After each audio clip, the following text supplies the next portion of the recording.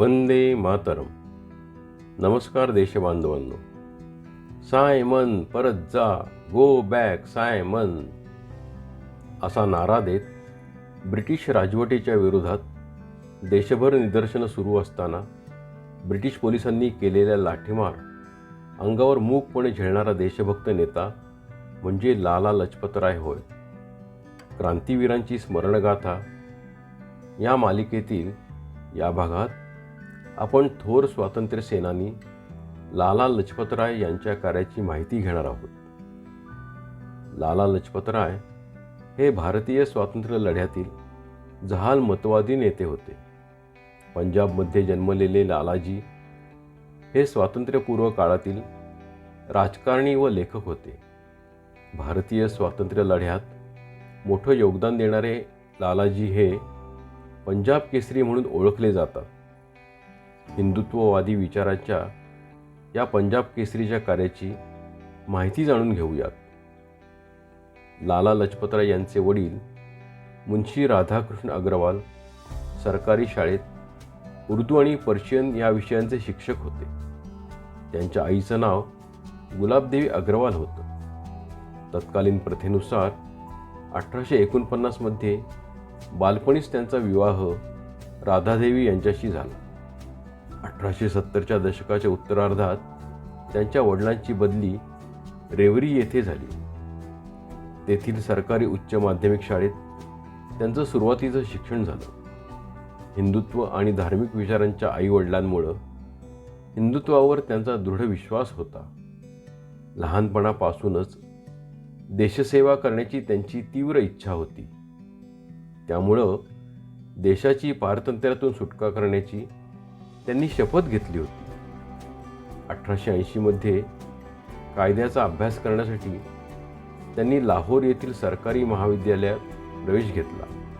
येथेच ते देशभक्त आणि भविष्यातील स्वातंत्र्य सैनिक लाला हंसराज आणि पंडित गुरुदत्त यांच्या संपर्कात आले.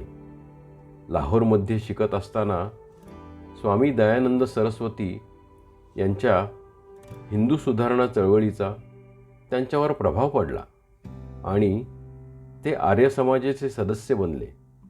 तसंच लाहोर स्थित आर्य गॅझेटचे संस्थापक संपादक बनले. हिंदुत्वावरील वाढत्या विश्वासामुळं लालाजी हिंदू महासभेत सामील झाले. मात्र हिंदू महासभा ही धर्मनिरपेक्ष नाही असा लोकांचा समज होता.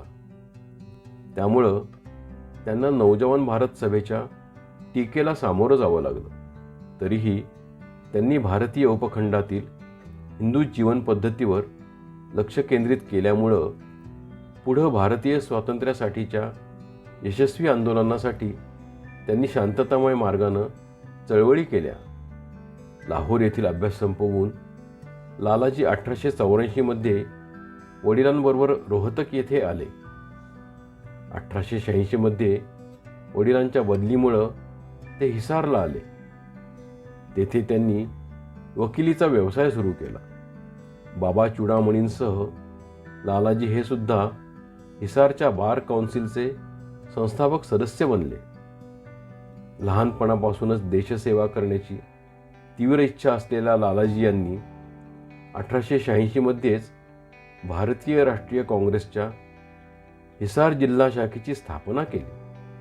त्याचबरोबर हिंदुत्वाच्या प्रसारासाठी बाबू चुडामणी, चंदूलाल तयाल, हरिलाल तयाल आणि बालमुकुंद तयाल हे तयाल बंधू, डॉक्टर रामजीलाल हुडा, डॉक्टर धनीराम, आर्य समाजी पंडित मुरारीलाल, शेठ छाजूराम जाट आणि देवराज संधीर यांच्याबरोबर त्यांनी आर्य समाजाची सुद्धा स्थापना केली.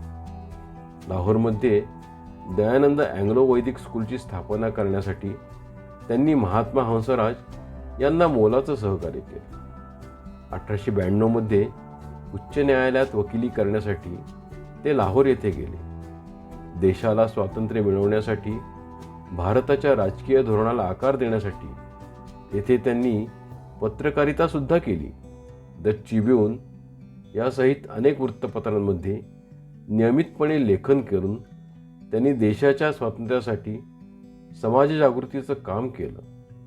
पंजाबमधील राजकीय निदर्शनांमध्ये भाग घेतल्याबद्दल मे 1907 मध्ये कोणताही खटला न चालवता त्यांची ब्रह्मदेशातील मंडालेच्या तुरुंगात रवानगी करण्यात आली होती.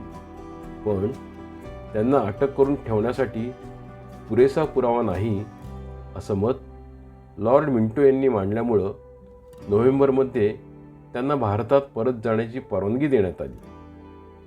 स्वातंत्र्य लढ्यात योगदान देण्यासाठी लालाजी यांनी 1914 मध्ये वकिलीला रामराम ठोकला. ते आधी ब्रिटनला आणि नंतर 1917 मध्ये अमेरिकेला गेले. ऑक्टोबर 1917 मध्ये त्यांनी न्यूयॉर्कमध्ये भारतीय होम रूल लीगची स्थापना केली. 1920 मध्ये कलकत्ता येथे भरलेल्या भारतीय राष्ट्रीय काँग्रेसच्या खास अधिवेशनात ते अध्यक्ष म्हणून निवडून आले होते. 1921 मध्ये त्यांनी लाहोरमध्ये लोकसेवक मंडळ या नानफा तत्वावरील कल्याणकारी संघटनेची स्थापना केली.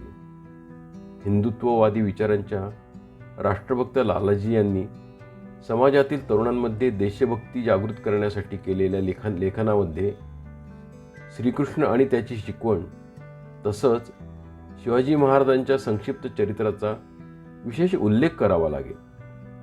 भारतातील राजकीय परिस्थितीबद्दल अहवाल देण्यासाठी 1928 मध्ये ब्रिटिश सरकारनं सर जॉन सायमन यांच्या अध्यक्षतेखाली एका आयोगाची अर्थात सायमन कमिशनची स्थापना केली.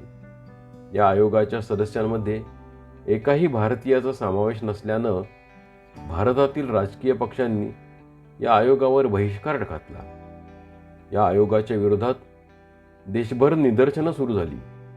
यावेळी सायमन परत जा, गो बॅक सायमन अशा घोषणा देण्यात येऊ लागल्या. या आयोगाच्या विरोधासाठी लालाजी यांनी विशेष पुढाकार घेतला. 30 ऑक्टोबर 1928 या दिवशी जेव्हा सायमन कमिशननं लाहोरला भेट दिली तेव्हा विरोध दर्शवण्यासाठी करण्यात येत असलेल्या मूक निदर्शनांचं नेतृत्व लालाजी करत होते. त्यावेळी ब्रिटिश पोलीस अधीक्षक जेम्स स्कॉट यानं निदर्शकांवर लाठीमार करण्याचा आदेश दिला. या लाठीमारात गंभीर जखमी होऊन सुद्धा लालाजी यांनी उपस्थित जमावासमोर भाषण केलं. त्यावेळी त्यांनी आज मी ज्या लाठ्या खाल्ल्या त्या म्हणजे ब्रिटिश सरकारच्या भारतातील राजवटीच्या शवपेटिकेवरील शेवटचे खेळ ठरतील असं मी जाहीर करतो असे उद्गार काढले. त्यामुळं ब्रिटिश अधिकारी संतप्त झाले होते. या निदर्शनाच्या वेळी झालेल्या लाठी हल्ल्यातून लाला लजपतराय पूर्णपणे बरे झाले नाहीत. देशाच्या स्वातंत्र्यासाठी लाठी हल्ल्याच्या जखमा सहन करत 17 नोव्हेंबर 1928 या दिवशी हृदयविकाराच्या धक्क्यानं भारताच्या या पंजाब केसरीचा मृत्यू झाला. स्कॉटच्या लाठीमारामुळंच लालाजींचा मृत्यू ओढवला असं डॉक्टरांचं म्हणणं होतं.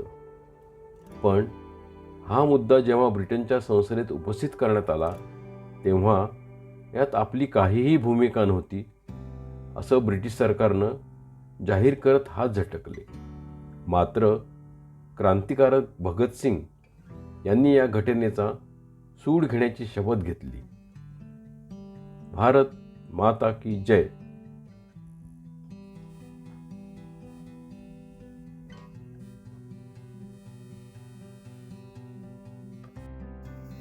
स्मरणगाथा क्रांतिवीरांची पाहत राहण्यासाठी सबस्क्राईब करा, लाईक करा आणि भारताच्या स्वातंत्र्य लढ्याचा गौरवशाली इतिहास समाज मनात रुजवत राष्ट्राभिमान जागवा.